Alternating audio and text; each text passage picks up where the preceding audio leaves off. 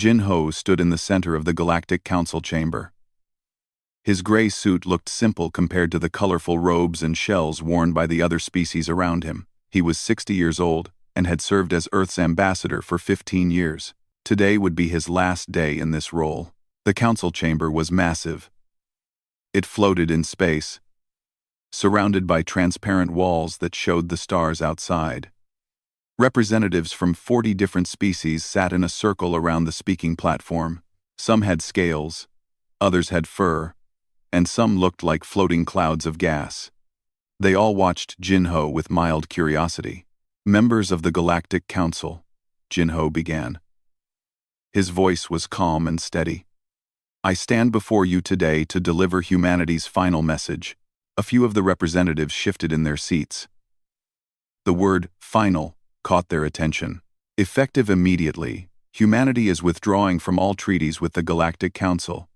We are ending all trade agreements. We are recalling every human citizen from alien worlds. We are closing the borders of the Sol system. Now the council chamber erupted in noise. Representatives clicked, chirped, and spoke in dozens of languages. The translation devices struggled to keep up with all the voices at once. The council leader, a tall being with 4 arms and blue skin, raised one hand for silence. "Ambassador Jin-Ho, surely this is a negotiation tactic. What do you want from us?" Jin-Ho shook his head slowly. "We want nothing. This is not a negotiation. This is a goodbye." Behind Jin-Ho stood Captain Hae-Won, the head of the human delegation's security team. She was younger, maybe 40 years old, with sharp eyes that missed nothing. She had heard Jin-Ho practice this speech 100 times, but she still felt tension in her shoulders. The other species didn't understand what was happening. They would soon, but why? Another council member asked. This one looked like a giant insect with dozens of eyes. "Humans have been good members of our community for 150 years. You contribute technology, art, military support. What has changed?" "Nothing has changed," Jin-Ho replied. "And that is exactly the problem. Humanity has decided to chart its own course. We no longer wish to participate in galactic affairs." The council leader laughed. It was a strange sound, like water flowing over rocks. "Ambassador, be reasonable. Your economy depends on galactic trade. Your colonies rely on our Jumpgate network. Your scientists work in our research stations. You cannot simply leave." "We can," Jin-Ho said quietly. "And we will. All human citizens have 30 days to return home. After that, the Sol system will be closed. Any ship that approaches our borders will be turned away." Hae-Won watched as the council members began talking among themselves. They weren't taking this seriously. They thought humans were bluffing. They thought economic pressure would bring humanity back to the negotiating table within a few months. They were wrong. In another part of the galaxy, Dae-Sung sat in a small office reviewing the broadcast of Jin-Ho's speech. Dae-Sung was a xenoanthropologist, someone who studied alien cultures. For the past 20 years, he had specialized in studying humans. He found them fascinating and strange. He rewound the video and watched Jin-Ho's face again. There was no anger there, no frustration, just calm certainty. Dae-Sung had studied human expressions for years. He could read them better than most aliens. What he saw in Jin-Ho's face worried him. This wasn't a bluff. This was real. Dae-Sung pulled up his files on human history. He had collected everything he could find about Earth and its people. He read about their wars, their art, their philosophy. One thing stood out in all his research. Humans didn't make empty threats. When they said they would do something, they did it. He started writing a report for the council. They needed to understand that this was serious, but he knew they wouldn't listen. Not yet. The days that followed Jin-Ho's announcement were chaotic. Human ships began appearing at every major spaceport in the galaxy. They came to collect human citizens who lived on alien worlds. Some humans had spent their entire lives on other planets. They had alien friends, alien business partners, even alien family members. But they all received the same message from Earth. "Come home now." Yu Min owned a trading company on a frontier world called Kepra. She had lived there for 30 years, longer than she had lived on Earth. She employed both humans and aliens. Her warehouse was filled with goods from 100 different worlds. When the message came from Earth, she didn't hesitate. She started shutting everything down. Her alien employees were confused and worried. "Why are you leaving?" they asked her. "Is something wrong? Did we do something to offend you?" "No," Yu Min told them honestly. "You have all been wonderful. But Earth is calling us home, and we must answer." She sold her warehouse for much less than it was worth. She gave generous severance pay to all her employees. Within 2 weeks, she was on a ship heading back to Sol System. The human-operated stations along the major trade routes went dark one by one. These stations had been built by humans and staffed by humans for decades. They provided fuel, repairs, and supplies to ships traveling through deep space. Without them, travel became more difficult and dangerous. The Galactic Council held emergency meetings. They sent messages to Earth, but received only automated responses. Humanity is unavailable for diplomatic contact. They sent ships to the Sol system, but human defense forces turned them away at the border. No threats were made, no shots were fired. The human ships simply blocked the way and refused to move. "This is madness," the council leader declared. "We must show them they cannot survive without us. We will impose sanctions. We will freeze their assets. We will make them regret this decision." But Dae-sung, watching from his office, knew the truth. The council had it backwards. They were about to learn a hard lesson. They needed humanity far more than humanity needed them. As the last human ships crossed back into Sol system, Captain Hae-won stood on the bridge and watched the border close behind them.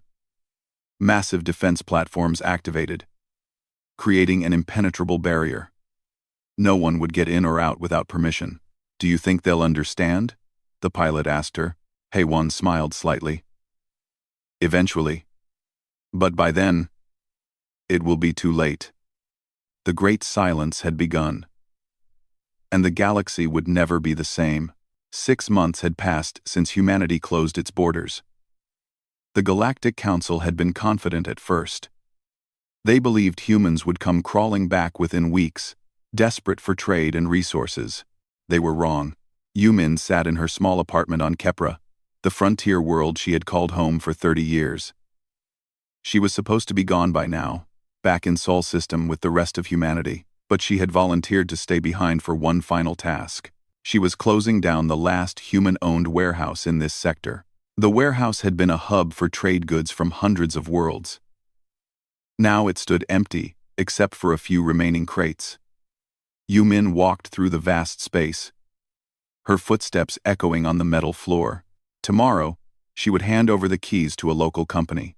Then she would board the last human ship and go home. Her communicator buzzed. It was one of her old alien business partners, a beetle-like creature named Crix. "Yu Min, please." Crix's voice came through the speaker. "Tell me this isn't real. Tell me you'll come back. If you all describe." "I can't tell you that," Yu Min said softly. "I'm sorry, Crix, but this is goodbye." "But why? What did we do? Your people were happy here. We treated you well." Yu Min wanted to explain, but she couldn't. She didn't fully understand it herself. Earth had been very clear. All humans must return home, and they must not explain why. The orders came from the highest levels of government. "You did nothing wrong," she told Crix. "This isn't about you. It's about us. We need to go home." She ended the call and continued packing. In 3 days, there would be no humans left in this entire sector of space. The same was happening everywhere else in the galaxy. Meanwhile, on a research station orbiting a distant star, Sang-woo supervised the shutdown of the Joint Human-Alien Research Facility. The station had been studying advanced propulsion systems for 20 years. Human scientists had worked side by side with alien researchers, sharing knowledge and making breakthroughs together. Now the human section of the station was being decommissioned. Sang-woo, a tall man in his 50s with graying hair, watched as human technicians removed components from the research equipment. "You're taking the quantum processors," one of the alien scientists observed. Her name was Tilra, and she had worked with Sang-woo for 15 years. "Yes," Sang-woo confirmed. "They're human-designed. We're taking them home, but without them, our research will stop. We won't be able to continue the experiments." "I know. I'm sorry." Tilra looked confused and hurt. "Why are you doing this? We were so close to a breakthrough. Another year, maybe 2, and we would have revolutionized space travel for everyone." Sang-woo wanted to tell her the truth. That humans had already made that breakthrough. That Earth had solved the propulsion problem 3 years ago and kept it secret. That this whole research project had been a way to keep aliens busy while humans worked on even more advanced technology in private labs back home. But he couldn't say any of that, so he just smiled sadly and said, "Orders from Earth. I have to follow them." Back at the Galactic Council headquarters, Mi-young sat in her office, surrounded by reports and data screens. She was a council investigator, responsible for understanding why humanity had withdrawn. For 6 months, she had been studying every piece of information she could find about human activities in the galaxy. What she discovered made her blood run cold. Mi-young pulled up a timeline on her main screen. She had marked every significant human action over the past 10 years. When she arranged them in order, a pattern emerged. A terrifying pattern. 10 years ago, humans had started slowly pulling out of joint defense agreements. They claimed budget issues. 8 years ago, human companies began selling off their stakes in major galactic corporations. They said they were restructuring. 6 years ago, human scientists started declining positions in the most prestigious research institutions. They gave various excuses about family or career changes. Every time, the council had accepted the explanations. Each event seemed small and unimportant on its own. But together, they told a different story. Humanity had been planning this withdrawal for at least a decade, maybe longer. Mi-young dug deeper. She looked at trade records. Human exports had been declining for years, but so gradually that no one noticed. At the same time, humans had been importing massive amounts of raw materials. Where had all those materials gone? She checked immigration records. For the past 15 years, fewer humans had been leaving Earth to live on other worlds. The ones who did leave always came back within a few years. It was as if Earth was slowly calling its people home, one by one, so quietly that no one paid attention. Mi-young felt a chill run down her spine. This wasn't a sudden decision. This was a carefully planned operation that had taken years to execute. But why? What were humans preparing for? She wrote up her findings and requested an emergency meeting with the council leadership. The council chamber was half empty when Mi-young presented her report. Many representatives were dealing with crises in their own territories. The absence of human traders and human technology was causing problems everywhere. "Look at the pattern," Mi-young said, projecting her timeline onto the large display. "Humans have been systematically removing themselves from galactic society for a decade. They made themselves unnecessary to us while making us dependent on them." The council leader looked annoyed. "Investigator Mi-young, we are aware that humans planned their departure. So what? They will learn that isolation is expensive. Their economy will suffer. They will return." "With respect, I don't think they will," Mi-young replied. "Look at what's happening. Our infrastructure is failing. The Vorant sector just experienced a complete power grid collapse because the human-designed backup systems don't work without human maintenance. Trade routes are becoming dangerous because human patrol ships are gone. The border wars between the Krell and Jaspar are getting worse without human mediators. Then they will see that we need them, and they will come back to help." Another council member said, "Humans are soft-hearted. They won't let others suffer." Mi-young shook her head. "You're not listening. Humans spent 10 years making sure their absence would hurt us. Why would they do that unless they wanted to hurt us, unless they wanted us to suffer?" The room fell silent. No one had thought of it that way. "What are you suggesting?" the council leader asked quietly. "I'm suggesting we made a mistake. A big mistake. We treated humans as junior partners. We acted like we were doing them a favor by letting them join galactic society. But what if they saw it differently? What if they were studying us, learning from us, and planning to leave us behind? Another council member laughed nervously. That's ridiculous. Humans are clever. Yes, but they're not that advanced. They needed our technology. They needed our guidance. Mi Young pulled up another file. This is a report from the Kepra sector. Every human-owned facility there has been shut down, but before they left, humans removed every piece of advanced technology they had installed. Not just the big things, everything, down to the smallest computer chips. They didn't want to leave anything behind that we could study or copy. She switched to another file. And this is from the Helios research station. The humans took all their quantum processors when they left. The alien scientists there say those processors were unique, human-designed, human-built, and far more advanced than anything the rest of the galaxy has. So? Someone asked. So, Mi Young said. If humans were really just junior partners who needed our help, why was their technology better than ours? And why were they so careful to take it all back? The questions hung in the air. No one had good answers. Mi Young closed her presentation. I think we need to consider a different possibility. Maybe humans didn't leave because they were angry or afraid. Maybe they left because they don't need us anymore. And maybe they haven't needed us for a long time. Deep in space, the last human evacuation ship crossed into Sol system.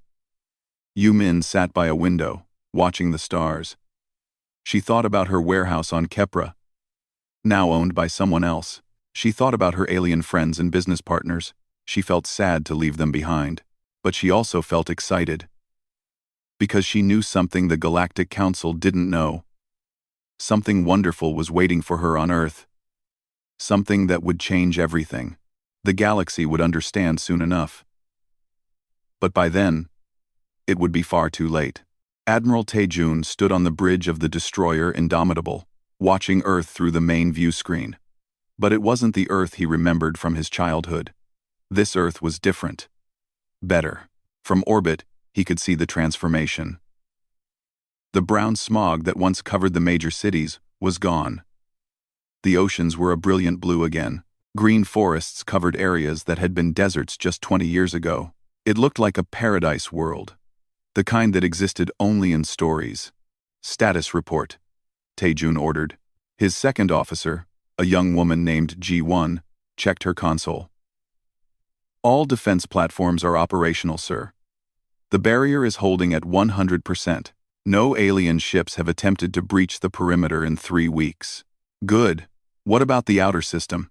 The asteroid belt construction is ahead of schedule. Titan Base reports another industrial complex came online yesterday.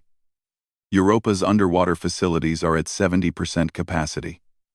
Quote, Taejun nodded, satisfied. Everything was going according to plan. He turned to look at Earth again. From this distance, he could see the massive structures being built in orbit. Shipyards, research stations, solar collectors that stretched for hundreds of kilometers, and those were just the things visible from space. Below, on Earth itself, even greater changes were happening. Prime Minister Woo Hyun walked through the new parliament building in Seoul. The entire structure had been rebuilt in the past 5 years, using technologies that didn't exist when humanity first joined the Galactic Council. The walls were made of smart materials that could change shape and opacity.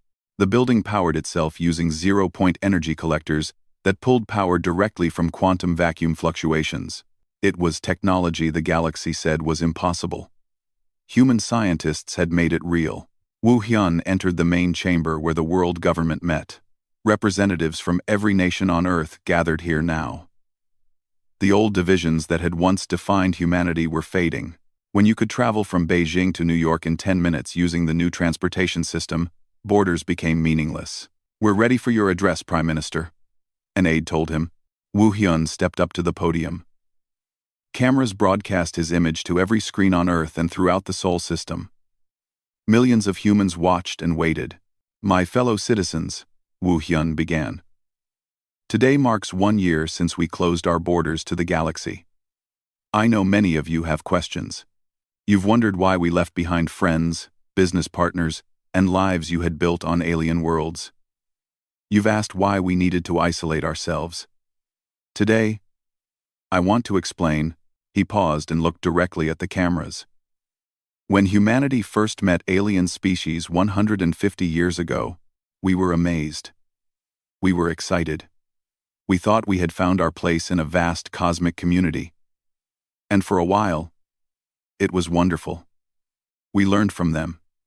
We traded with them. We fought alongside them. But slowly, we realized something. The aliens saw us as junior partners. They treated us kindly. The way you might treat a clever child. They gave us technology, but only technology they had already mastered. They offered us seats at their council, but only to vote the way they expected. They welcomed us to the galaxy, but only if we followed their rules, their customs, their way of thinking. Woo Hyun's voice grew stronger. We realized that staying in their system meant accepting their limits. If we wanted to truly grow, to reach our full potential, we needed to step away. We needed time and space to develop on our own terms. So we made a plan, a long plan. We started working on technologies that aliens said were impossible. We invested in research they thought was foolish, and we did it all in secret, because we knew they would try to stop us if they understood what we were becoming. On the screen behind him, images appeared. Massive fusion reactors that provided unlimited clean energy. Factories that could reshape matter at the molecular level. Ships that could cross the galaxy without using the old jumpgate network.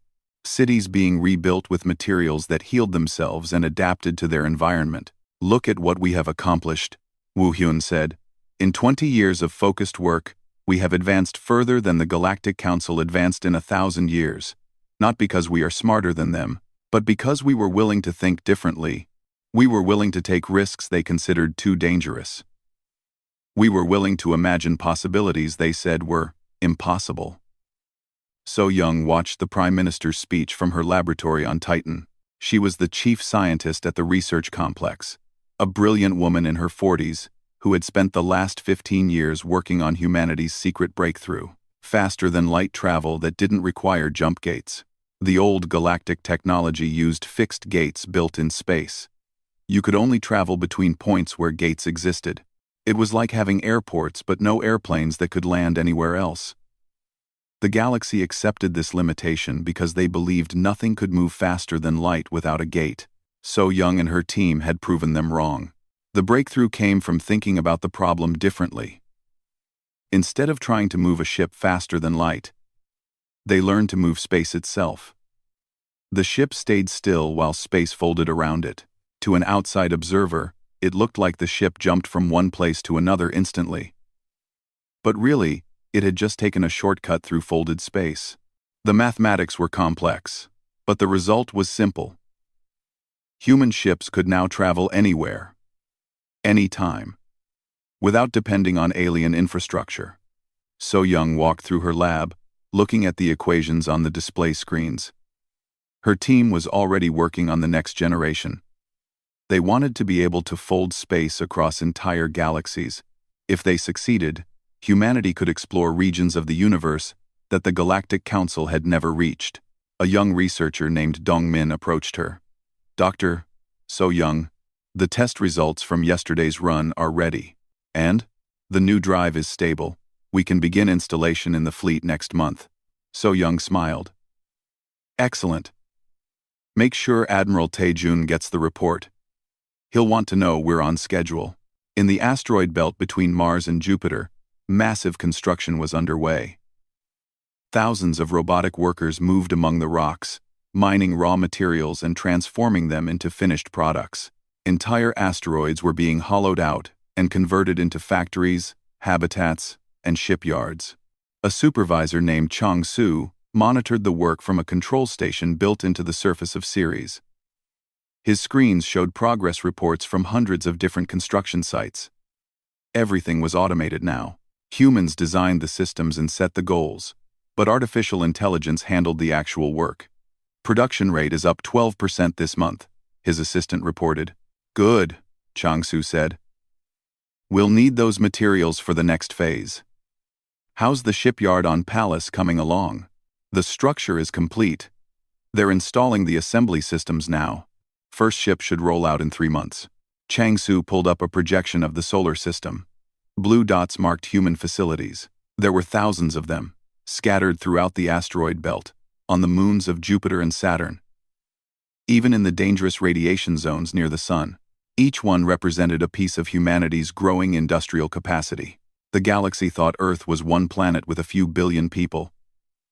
They had no idea that humanity had transformed the entire solar system into a massive engine of production and research. And they had done it all in less than 20 years. Back on Earth, Wu Hyun continued his address. Some of you might wonder if we made the right choice. You might miss your alien friends. You might wish we had stayed connected to the galaxy. I understand those feelings. But I ask you to be patient.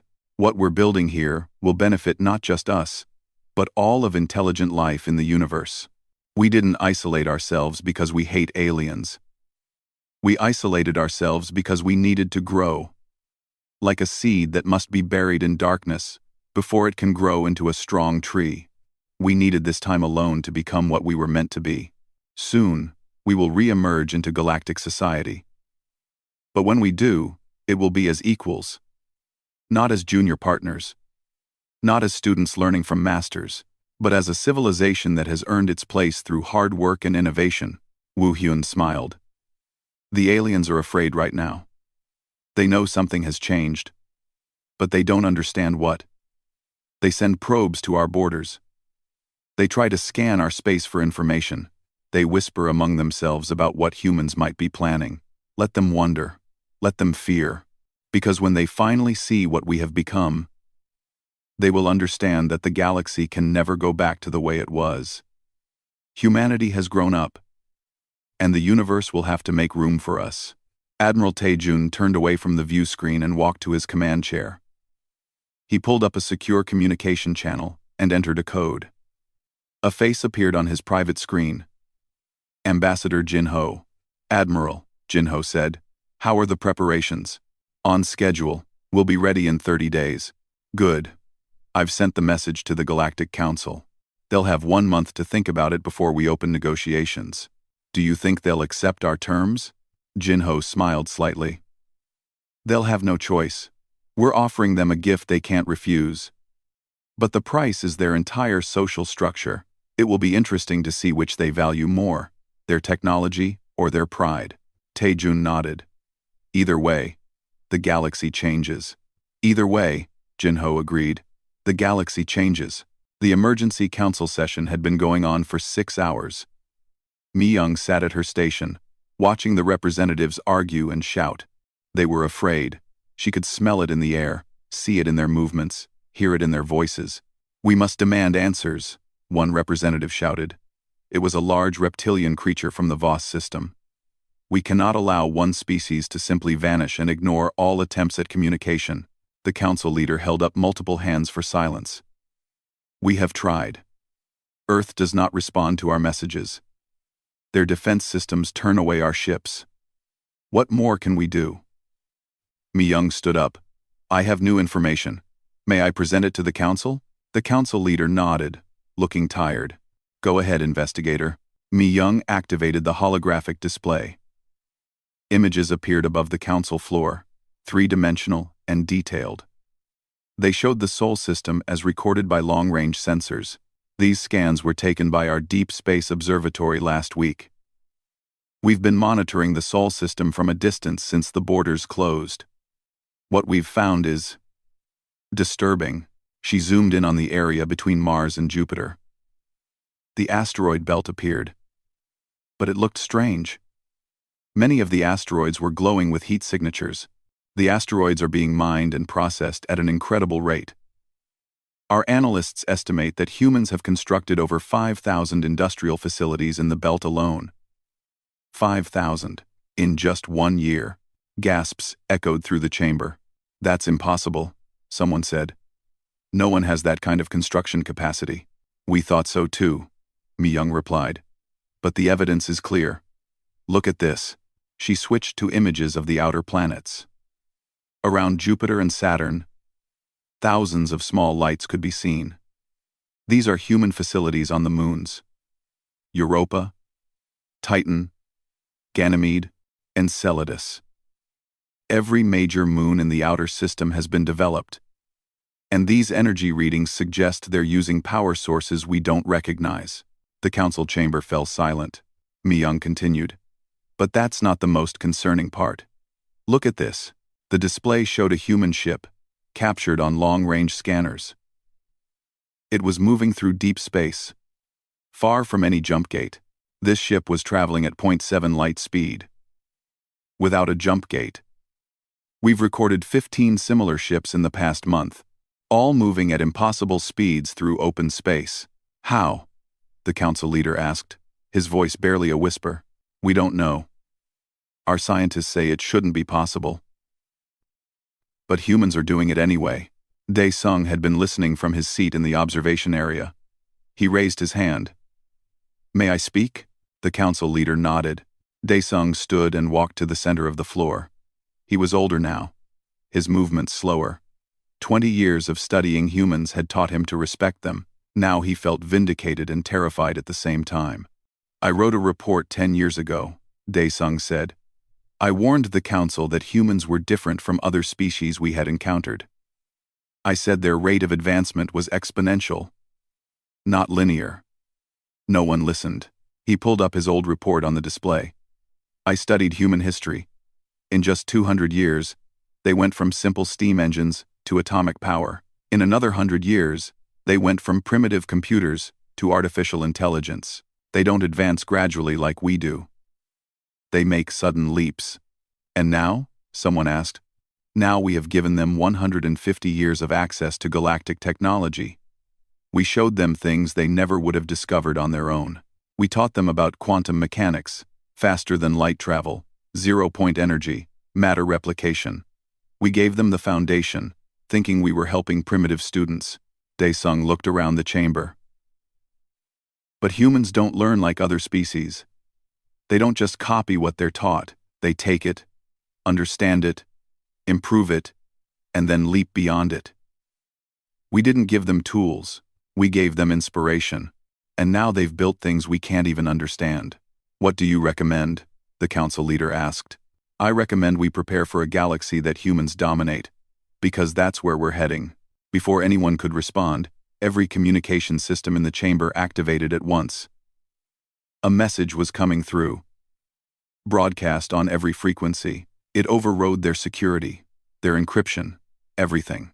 The ease with which it penetrated their systems was itself a demonstration of superior technology. Ambassador Jinho's face appeared on every screen. Members of the Galactic Council, Jinho said. Humanity will re-establish contact with the galaxy in 30 days. We will meet at a neutral location on the edge of Sol System. You may send a delegation to negotiate new terms for human participation in galactic affairs. This is your only opportunity. If you refuse, humanity will remain isolated permanently. You have 30 days to decide. The message ended. The screens went dark. The council chamber erupted in chaos. Over the next 30 days, Mi-young barely slept. She was tasked with preparing a full intelligence report on human capabilities. Every day brought new, disturbing discoveries. Her team analyzed the sensor data more carefully. They found evidence of weapon systems around Earth that generated power readings higher than anything in the galactic arsenal. They found ships that seemed to appear and disappear without using jump gates, as if they could teleport. They found construction on Mars, happening at speeds that suggested humans had mastered matter replication. How did this happen? Her assistant asked one night. They were both exhausted, staring at screens full of data they didn't understand. We underestimated them, Mi-young said. We saw humans as cute and clever. We thought they were lucky to have us as mentors. But they were studying us the whole time, learning from us, taking everything we offered and using it to surpass us. She pulled up economic data. Look at this. For the past 50 years, humans have been selling us entertainment. Movies, music, games, art. We thought it was charming. We thought they were sharing their primitive culture with us. They made billions of credits from those sales, trillions over the decades, and they spent all of it on secret research. They used our own money to fund the development of technology that made us obsolete. Her assistant looked sick. We paid for our own replacement. Yes, Mi-young said quietly. We did. In another part of the galaxy, a military fleet was gathering. The Vrax Empire was a powerful nation, independent from the Galactic Council. They had their own space, their own laws, their own military. For 200 years, they had been slowly expanding, conquering weaker species and absorbing their territory. The Vrax had watched humanity's isolation with interest. They saw opportunity. When humans returned to the galaxy, the Vrax planned to strike. They would conquer the Sol system and take human technology for themselves. The Vrax admiral, whose name translated roughly as Destroyer of Worlds, reviewed his battle plans. He had 300 warships, the largest fleet ever assembled. He was confident. Then the reports started coming in. A Vrax scout ship had approached the Sol system to gather intelligence. It never returned. Another ship was sent. It also disappeared. A third ship went missing.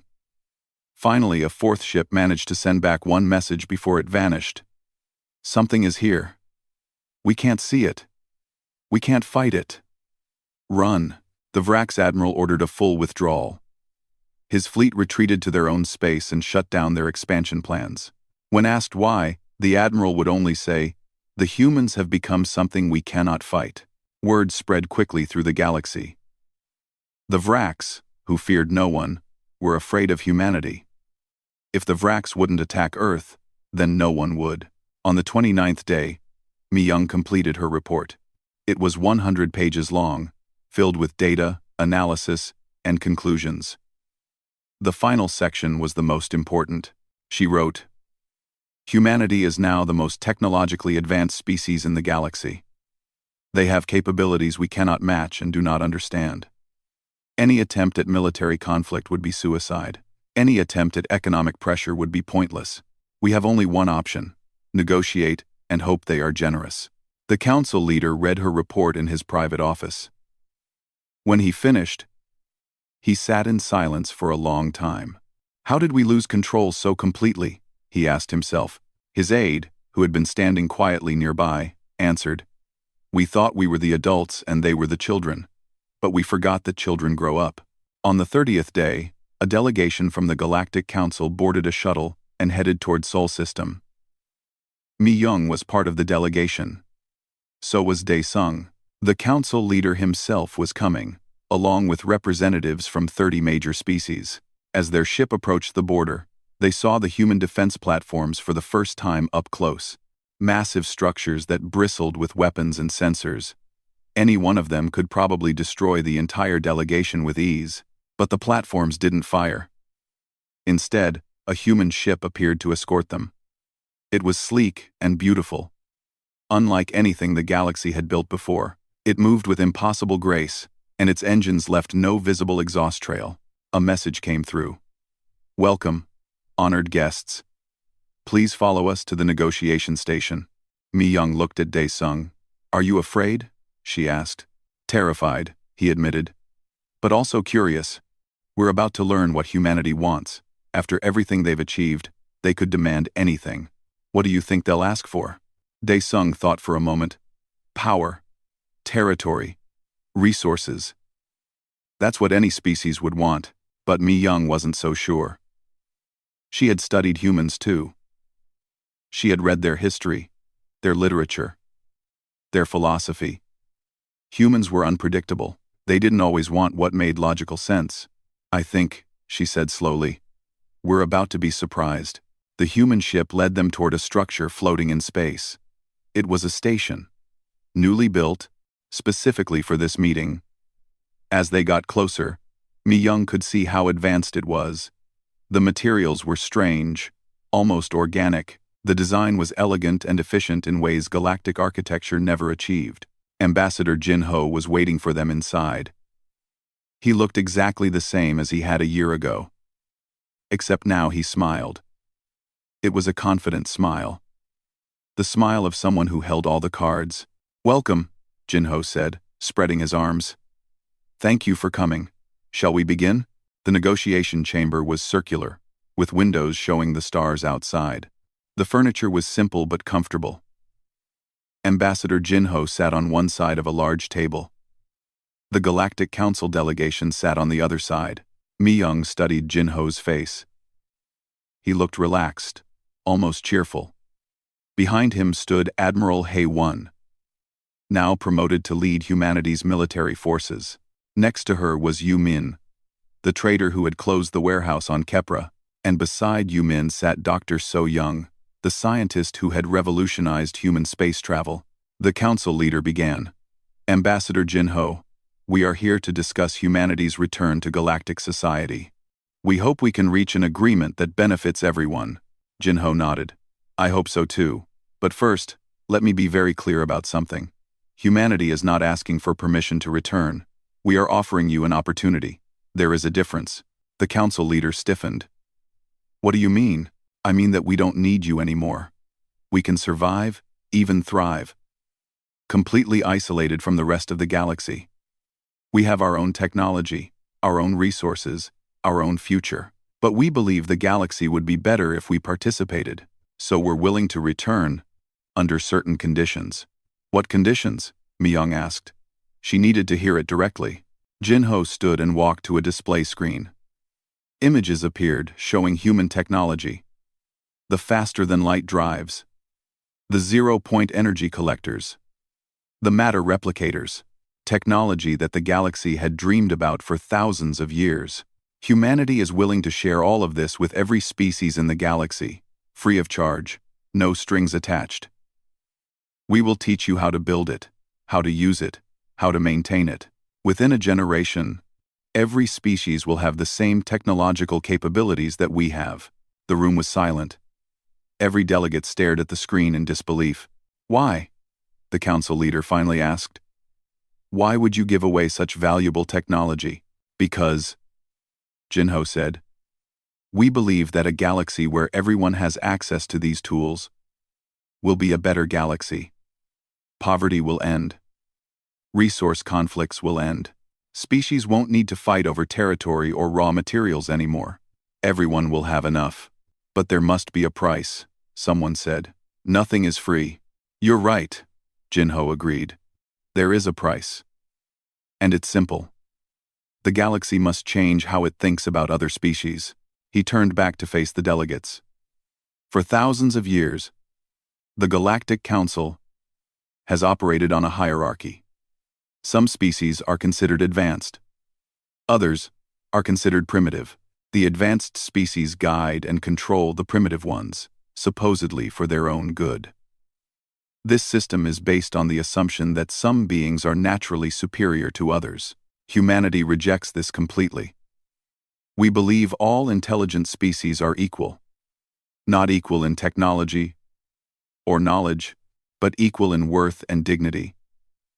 A species that just discovered fire is not less valuable than a species that can cross galaxies. They're just at a different stage of development."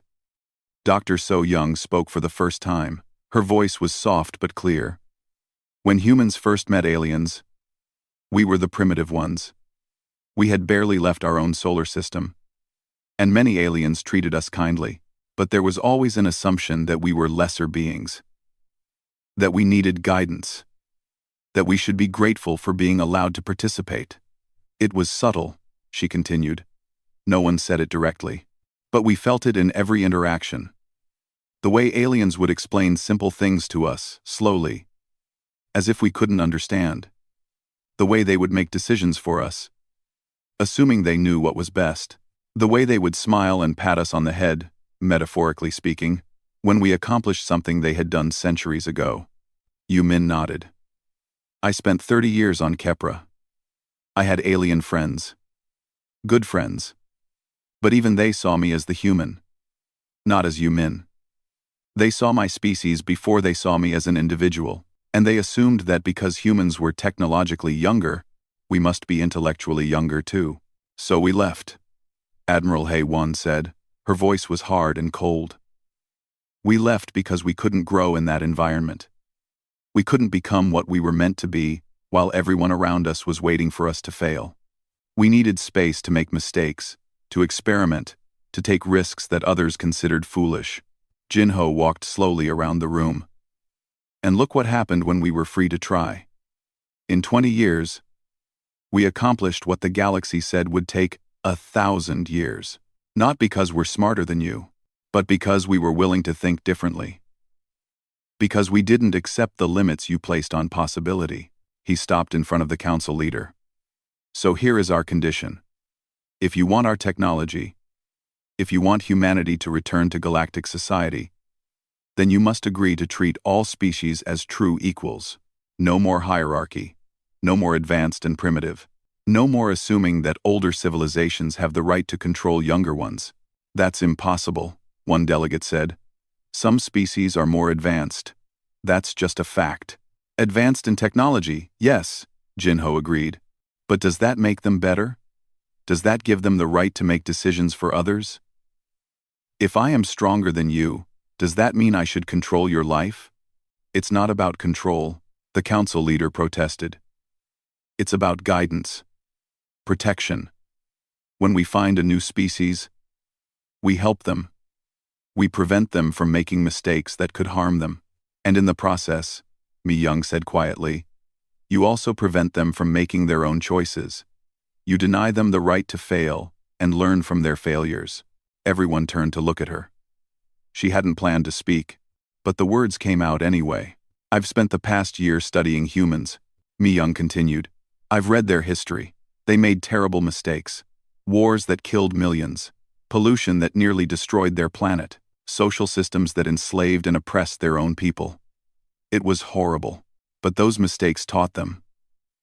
They learned. They grew. And now, look at them. They've surpassed us because they were willing to fail and learn. If we had found Earth earlier, we would have tried to prevent those mistakes. We would have guided them down a safer path, and they would never have become what they are now. Daesung nodded slowly. She's right. I've been saying for years that humans are different. But I was wrong about why. It's not that they're inherently special, it's that they were allowed to develop on their own. To make their own mistakes. To find their own path. And that freedom made them stronger. Thanks for watching.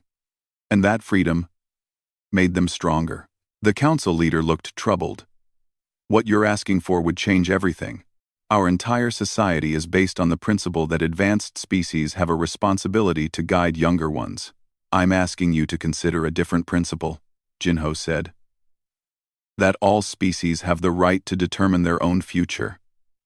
Even if we think they're making mistakes.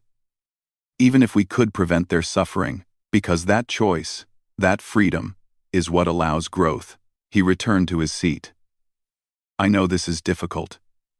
Your system has existed for thousands of years. Changing it will be hard. But humanity is offering you the tools to create a galaxy of abundance. A galaxy where no one needs to starve, where no one needs to fight over resources, where everyone can focus on developing their own potential. The question is, what do you value more? Your current system, with all its hierarchies and assumptions, or a new future, where everyone truly has equal opportunity? The delegates talked among themselves for a long time. Their voices rose and fell, arguing and debating. Jinho sat quietly, waiting. Finally, the council leader spoke. What you're asking is revolutionary. It would require us to rethink everything. To restructure our laws, our treaties, our entire approach to galactic governance. Yes, Jinho agreed. And if we refuse? If we say we want to keep our current system? Jinho shrugged. Then humanity remains isolated.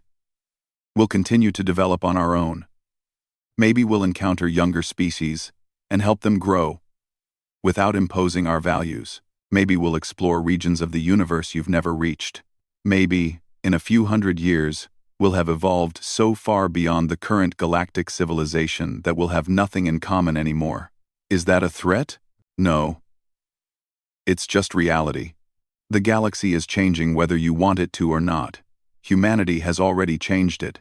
We've proven that the limits you accepted aren't real. Other species will figure this out eventually, and when they do, they'll ask the same questions we're asking. How long can a system based on hierarchy survive when everyone has equal access to unlimited resources? The council leader closed his eyes. When he opened them again, he looked older and tired. "You're not giving us much choice." "I'm giving you the only choice that matters," Jinho replied. "Change willingly, or become irrelevant." More discussion followed. The delegates argued about details, about implementation, about concerns and objections. But Mi Young could see that the decision had already been made. The galaxy would change because it had no other option. After hours of negotiation, they reached an agreement. The Galactic Council would restructure itself. All species would have equal voice in decisions, regardless of their technological level. The old hierarchy would be abolished, and humanity would share its technology freely, helping every species reach the same level of advancement.